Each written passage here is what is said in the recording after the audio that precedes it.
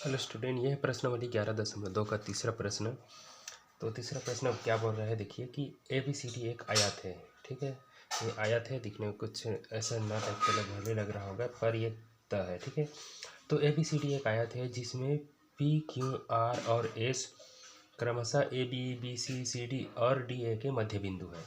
दर्शाई कि चतुर्भुज PQRS एक समचतुर्भुज है। ठीक है, तो बस इतना ही है प्रश्न, और इसमें कोई चित्र नहीं दिया है। ठीक है, तो हम चित्र बनाएंगे इसके बारे में। देखिए, सबसे पहले ABCD एक बनाते हैं, आयत है। तो मान लेते हैं कि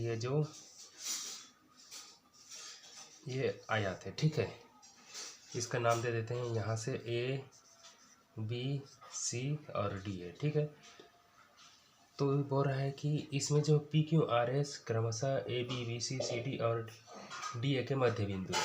तो AB के मध्य में यहाँ पर P है, उसी तरह BC के मध्य में बोल रहा है कि Q है, और CD के मध्य में यहाँ पर R है, और इसी तरह से DI के बीच में S है। ठीक है, तो अभी ये जो मध्य बिंदु है सभी में, उसको मिलाकर एक चतुर्भुज बनता है PQRS। तो P से Q मिलाओ, और Q से R को मिलाओ, इसी तरह R से S को मिला दो, और S से P।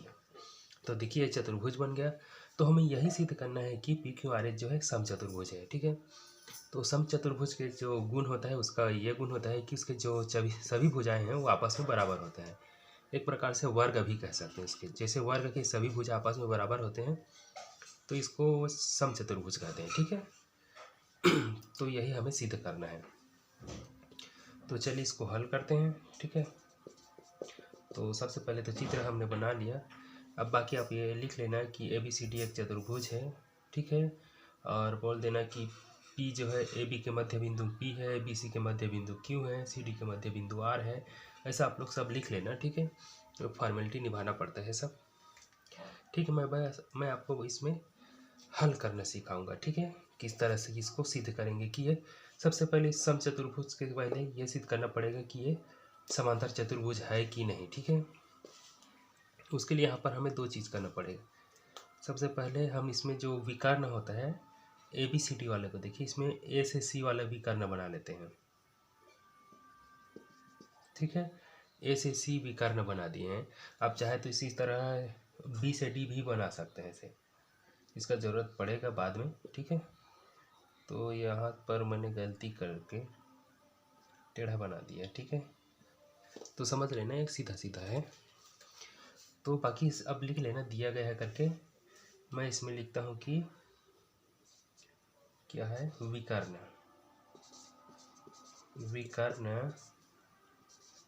AC को मिलाया लिख सकते हैं, या A से C को मिलाया से भी लिख सकते हैं। ठीक है, मिलाया, विकर्ण AC को मिलाया, और इसी तरह BD को भी मिलाया। ठीक है, ये भी विकर्ण है।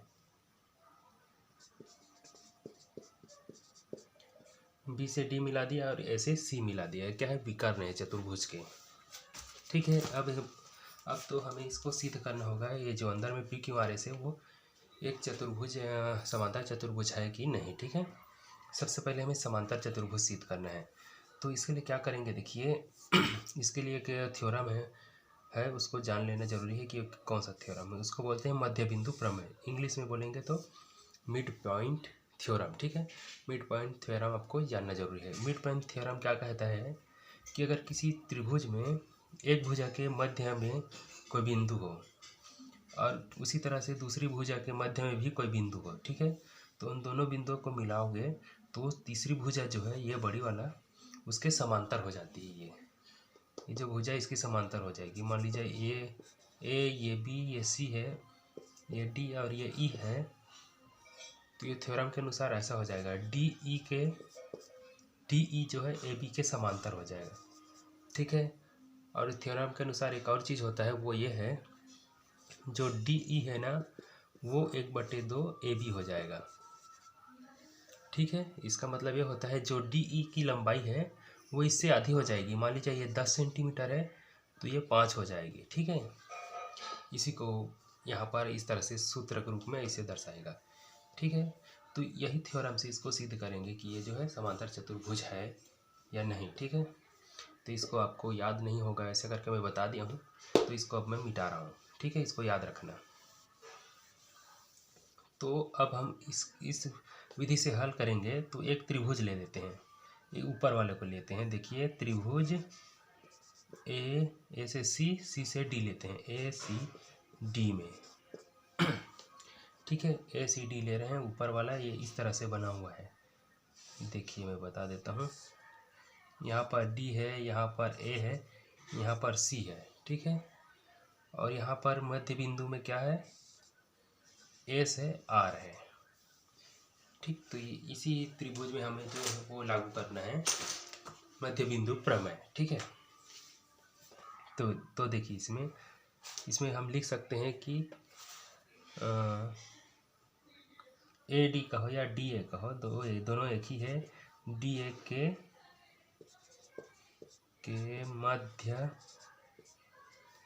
मध्य बिंदु कौन है, देखिए मध्य बिंदु एस है, ठीक है।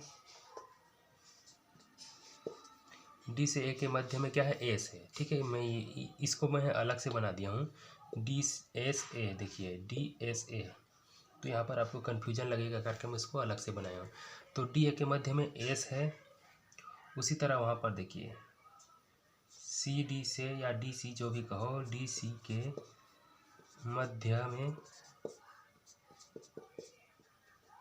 मध्य बिंदु क्या है, देखिए डी सी के मध्य में है, आर है, ठीक है।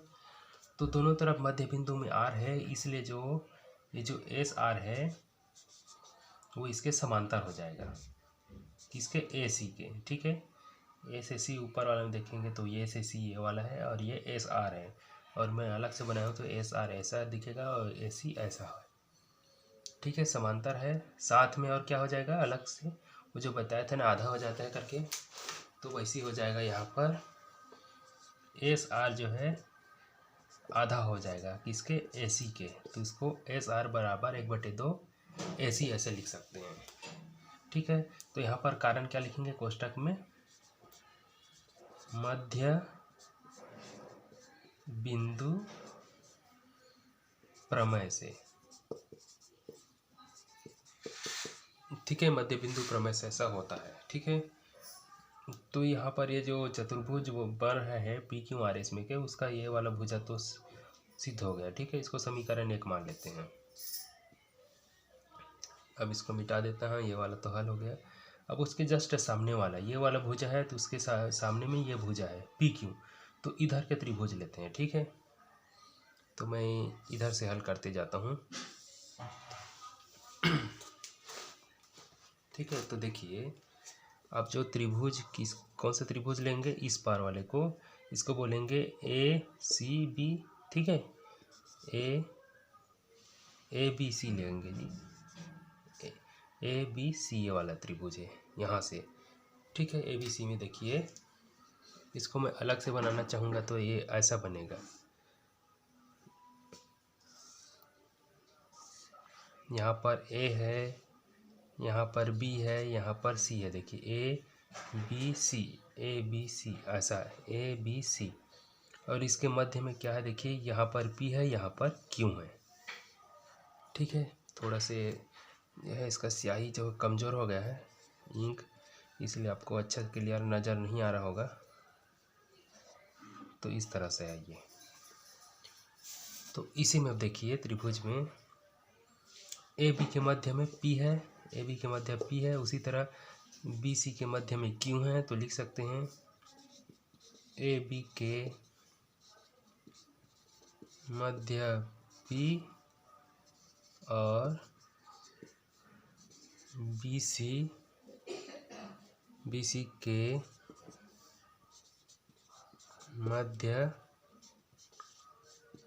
मध्य बिंदु क्यू है करके, ठीक है। ए बी सी के मध्य पी और बी सी के मध्य क्यू है, ठीक है। ए बी के मध्य पी है, उसी तरह बी सी के मध्य क्यू है, ठीक है, मध्य बिंदु है। तो यही प्रमेय यहाँ फिर लागू हो जाता है कि पी क्यू किसके समांतर हो जाएगा, ए सी के, ठीक है। ये वाला पी क्यू जो है इस वाले ए सी के बराबर, मतलब समांतर हो जाएगा ए सी के, जैसे यहाँ पर लिखे थे, और उसके जो आधा हो जाएगा तो यहाँ भी वैसे ही लिखेंगे कि जो पी क्यू है वो किसके आधा हो जाएगा। रुको, आपको छाँव लगेगा यहाँ पर तो हटा देता हूँ, ठीक है। तो देखिए पी क्यू जो है इस ए सी के आधा हो जाएगा, तो उसको 1/2 ए सी ऐसे लिखेंगे, ठीक है। अब इसको समीकरण 2 दे देते हैं। यहाँ पर देखिए समीकरण 1 और समीकरण 2 दोनों को अब एक साथ मिला लेते हैं, देखिए, ठीक है। तो लिख सकते हैं समीकरण 1 व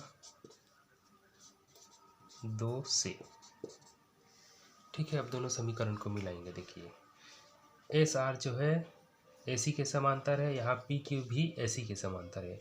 मतलब एस आर ए सी के समांतर है, पी क्यू ए सी के समांतर है, तो हम कह सकते हैं कि ये दोनों आपस में समांतर हो जाएंगे। मतलब एस आर समांतर हो जाएंगे पी क्यू के। तो एस आर कहाँ है, देखिए ये वाला एस आर है और ये वाला पी क्यू है, ठीक है। ऊपर वाला और नीचे वाला भुजा आपस में समांतर हो गया। और दूसरा देखिए एस आर भुजा जो है ए सी के आधा है, और यहाँ पर पी क्यू भुजा भी ए सी के आधा है। इसका मतलब जो है एस आर और पी क्यू जो है आपस में बराबर हो जाएंगे, ठीक है। क्योंकि दोनों जो है ए सी से आधा आधा है, ठीक है, तो आपस में बराबर हो जाएंगे, ठीक। तो इससे क्या सिद्ध होता है, जो भुजा एस आर है, ये वाला भुजा एस आर और पी क्यू जो आपस में समांतर भी हैं और आपस में बराबर भी हैं। तो इससे क्या सिद्ध होता है, आप इसी तरह उसको भी लिख सकते हैं, ठीक है। इसके बाद मैं इधर लिख लेता हूँ ताकि यहाँ कुछ और हल करने में आसानी हो जाएगा, ठीक है। इसी तरह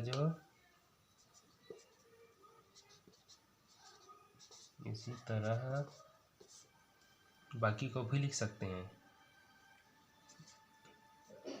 एस आर पी क्यों समांतर है और बराबर है, तो उसमें जो चतुर्भुज है तो उसमें इसी तरह इसको भी लिख सकते हैं पी एस और क्यू आर, ठीक है। पी एस और क्यू आर भी आपस में समांतर और बराबर होंगे, ठीक है। तो इसी तरह पी एस समांतर होंगे किसके, क्यू आर के, और बराबर भी होंगे। पी एस बराबर होगा क्यू आर के, ठीक है। एक तरफ को हल कर दिए तो दूसरी तरफ भी वैसे ही हल कर सकते हैं। तो इन दोनों से क्या सिद्ध होता है,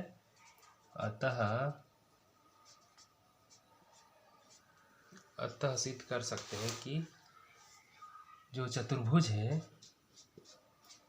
पूरा लिख लेना, चतुर्भुज पी क्यू आर एस क्या है, समांतर चतुर्भुज है, ठीक है। समांतर चतुर्भुज है,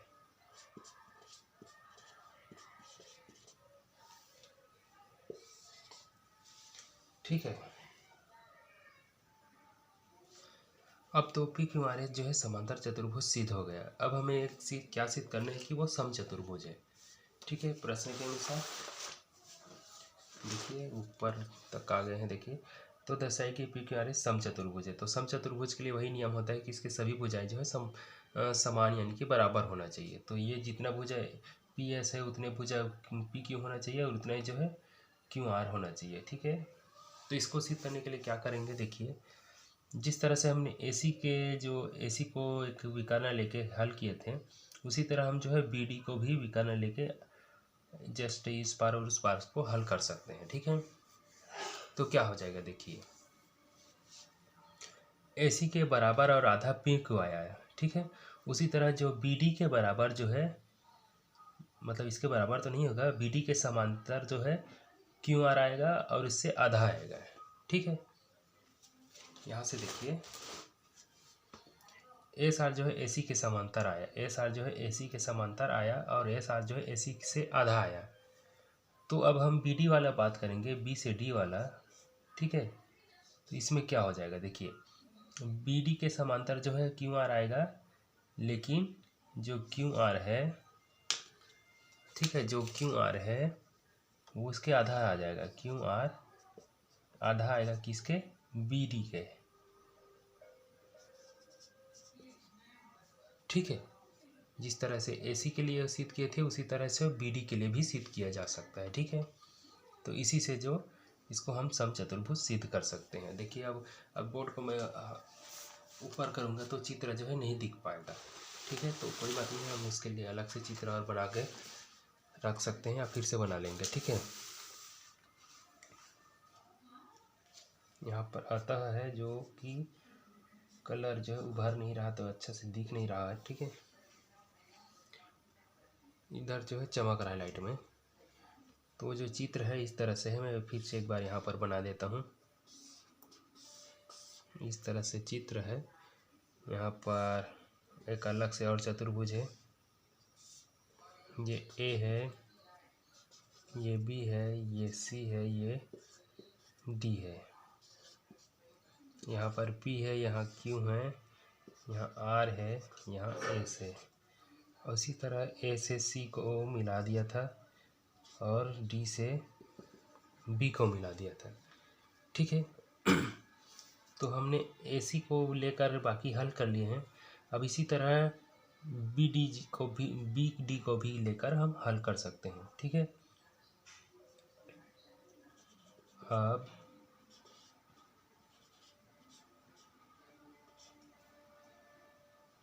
ऐसे लिख सकते हैं, विकर्ण AC की तरह, थोड़ा सा माफ करना, मैं इसका जो इंक को सही कर लेता हूँ। तो विकर्ण AC की तरह, ठीक है। अब जो है अच्छा से आया इसका कलर। अब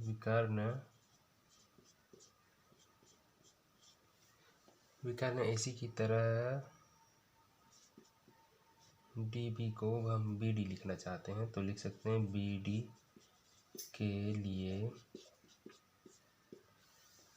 लिए भी हल करेंगे तो क्या हो जाएगा, BD के सामने क्या है, QR है। QR समांतर हो जाएगा किसके, BD जो विकर्ण है उसी तरह क्या हो जाएगा, QR जो है BD के आधा हो जाएंगे, ठीक है। क्या आप थ्योरम है, आपको पता है, मध्य बिंदु प्रमेय, ठीक है। यहाँ पर लिखा हूँ मध्य बिंदु प्रमेय से, ठीक है। और अगले भुजा के लिए क्या हो जाएगा, इसी तरह जो BD के उस पार है तो इस पार वाले को लेंगे तो ये हो जाएगा SP का हो या PS का हो, जो भी हो, SP जो ये भी BD के समांतर होगा और SP जो है BD के आधा हो जाएगा, ठीक है। तो इन दोनों से क्या हो जाएगा, अतः इसके लिए भी जो है क्या बोलेंगे, QR समांतर हो जाएगा एक दूसरे के PS के और QR बराबर हो जाएंगे SP के, ठीक है।